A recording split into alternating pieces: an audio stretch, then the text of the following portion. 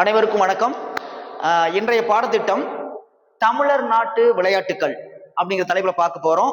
யார் எழுதியிருக்காங்க பாத்தீங்கன்னா இரா பாலசுப்ரமணியம் அப்படின்னு எழுதியிருக்காரு. இன்னைக்கு இயல்பா இந்த நாட்டுப்புற துறையில நாட்டுப்புறவியல்ல வந்து பாத்தீங்கன்னா நம்ம நிறைய நிறைய விஷயங்கள் மறைந்து போன விஷயங்கள்லாம் இருக்கு. அதை புரட்டி பார்க்குற அளவுக்கு இந்த நாட்டுப்புற நாட்டு விளையாட்டுகள் வந்து தமிழ்நாட்டு விளையாட்டுகள் வந்து இருக்கு அப்படிங்கிறத நம்ம பார்க்க முடியும். அது ரெண்டா பிரிக்கிறாங்க. என்ன பிரிக்கிறாங்க பாத்தீங்கன்னா நாட்டுப்புற வாழ்வியலை வந்து ஆடவர் விளையாட்டும் பெண்கள் விளையாட்டும் அப்படி பிரிக்கிறாங்க. இயல்பா இப்ப இருக்கிற விளையாட்டு வந்து ஆண்களும் விளையாடுறாங்க, பெண்களும் விளையாடுறாங்க. ஆனா இது முன்னொரு காலத்துல எப்படி பிரிச்சிருக்காங்கன்னா இது ஆண்களுக்கான விளையாட்டு, இது பெண்களுக்கான விளையாட்டு அப்படின்னு ரெண்டு வகையா பிரிச்சிருக்காங்க. அப்படி ஆண்களுக்கான விளையாட்டு எதுன்னு பாத்தீங்கன்னா முதல்ல வருது வந்து ஜல்லிக்கட்டு வருது. இன்னைக்கு இந்த உலகத்துல புரட்டி போற ஒரு நிகழ்வா இருந்து ஜல்லிக்கட்டு இருந்துச்சு. எப்படி இருந்துச்சு பாத்தீங்கன்னா நம்முடைய முன்னோர்கள் வளர்த்து வைத்த இந்த நாட்டு மாடுகள்லாம் இன்ற காலகட்டங்கள்ல அது இல்லை அப்படின்னு அழிந்து போயிட்டு கிட்டத்தட்ட 69 வகையான மாட்டு வகைகள் இருந்துச்சு. இன்னைக்கு வந்து பாத்தீங்கன்னா அந்த நாட்டு மாடே இல்லாம அழிந்து போன விஷயமா இருக்கு. அதை திரும்பி பார்க்கிற மாதிரி ஜல்லிக்கட்டு அப்படிங்கிற ஒரு விஷயத்தை கொண்டு வந்தாங்க. அந்த ஜல்லிக்கட்டுக்கு நிறைய பிரச்சனைகள் வந்தாலும் அதை மீறியும் இன்றளவும் ஜல்லிக்கட்டுங்கிற ஒரு விஷயம் வந்து நல்லா தமிழ்நாட்டுல பெரும்போக்கா போயிட்டு இருக்கு. அதை எல்லாரும் விரும்பி பாக்குறாங்க. அது ஒரு வீர விளையாட்டாவும் பாக்குறாங்க அப்படிங்கறத நம்மளால பார்க்க முடியுது.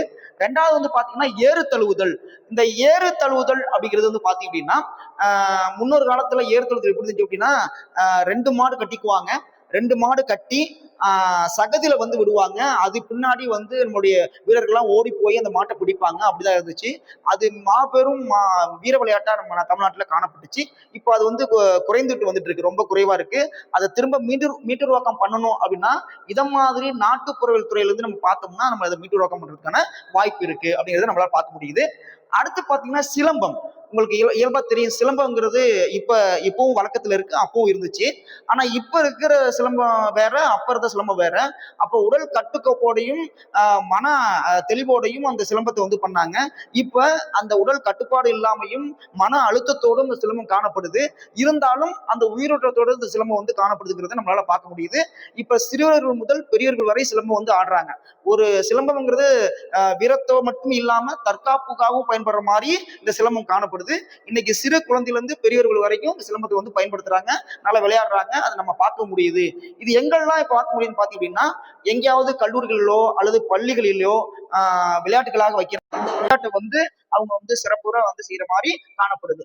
அடுத்து பாத்தீங்கன்னா நம்ம இப்ப எல்லாரும் கவனிக்கக்கூடிய ஒரு இது நம்ம சடுகுடு அப்படின்னு சொல்றாங்க.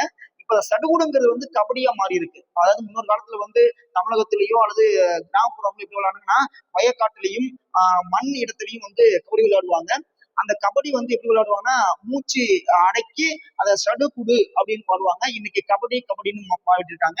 இன்னைக்கு உலகம் முழுக்க கபடிங்கிற அந்த சொல் வந்தும் கபடிங்கிற விளையாட்டும் இன்னைக்கு உலகம் முழுக்க பறந்துபட்டு காணப்படுது அப்படிங்கிறது மகிழ்ச்சியோடு தெரிவிச்சுக்கலாம்.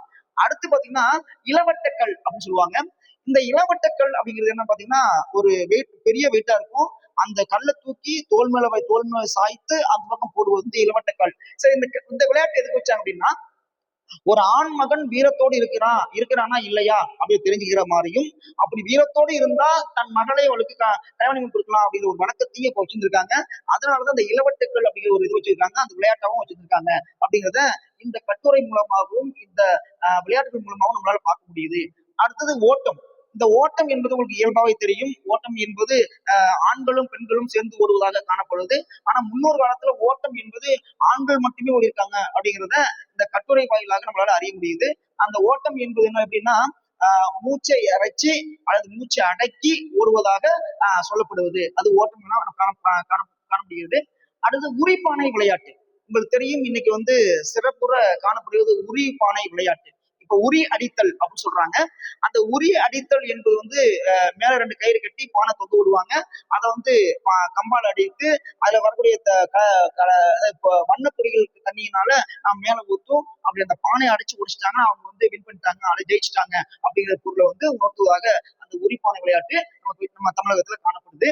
அடுத்து பொம்மை சீட்டு. பொம்மை சீட்டு என்பது என்னன்னு பாத்தீங்க அப்படின்னா இப்ப அந்த விளையாட்டு ரொம்ப குறைவு இல்ல. ஆனாலும் பொம்மை சீட்டுங்கிற விளையாட்டு வச்சிருக்காங்க. அது இப்ப எப்படி மாறி இருக்கு அப்படின்னா 4 சீட்டாக மாறி இருக்கு. அதை வரிசைப்படுத்தி ஆடுவது போல மாறி இருக்கிறது அப்படின்னு சொல்றாங்க. அடுத்தது வந்து உரிமரம் ஏறுதல். இது வந்து முன்னொரு காலத்துல தமிழகத்துல முதல்ல இருந்திருக்கு. எப்படின்னு பாத்தீங்கன்னா, இந்த ஜல்லிக்கட்டுக்கு முன்னாடி உரிமரம் ஏறுதல் தான் இருந்திருக்கு. அந்த உரிமரம் ஏறுதல் எப்படி இருந்துன்னா வழுக்கு மரம் ஏறுதல் அப்படின்னு சொல்லுவாங்க. அந்த வழுக்கு மரத்துல முழுக்க முழுக்க பாத்தீங்கன்னா எண்ணெயை தடை விட்டுருவாங்க. அதை உச்சியில போய் ஏறி தொடரும் மாபெரும் வீரன் அப்படின்னு சொல்றாங்க. அதையும் நம்ம தமிழக மக்கள் வந்து செஞ்சிருக்காங்க. அவ்வளவு பெரிய வீரத்தோடு வாழ்ந்திருக்காங்க அப்படிங்கறத நம்மளால பதிவு பண்ண முடியுது. அப்படி செஞ்சாங்கன்னா அந்த நாட்டுல இருக்கக்கூடிய அந்த வீட்டுல இருக்கக்கூடிய பெண்களை வந்து திருமணம் பண்றது தகுதியானவன் அப்படிங்கிற விஷயத்தையும் அங்க பதிவு பண்றாங்க. ஏன்னு கேட்டீங்கன்னா, உரிமரம் என்பது சாதாரண விஷயம் கிடையாது. முழுக்க முழுக்க தன்னுடைய பலம் சார்ந்து ஏறுவார் மரமாக அது காணப்படுது. அதனால என்னன்னா வீர விளையாட்டு அப்படின்னு சொல்றாங்க உரிமரம் ஏறுதல். அடுத்தது இரட்டை மாட்டு.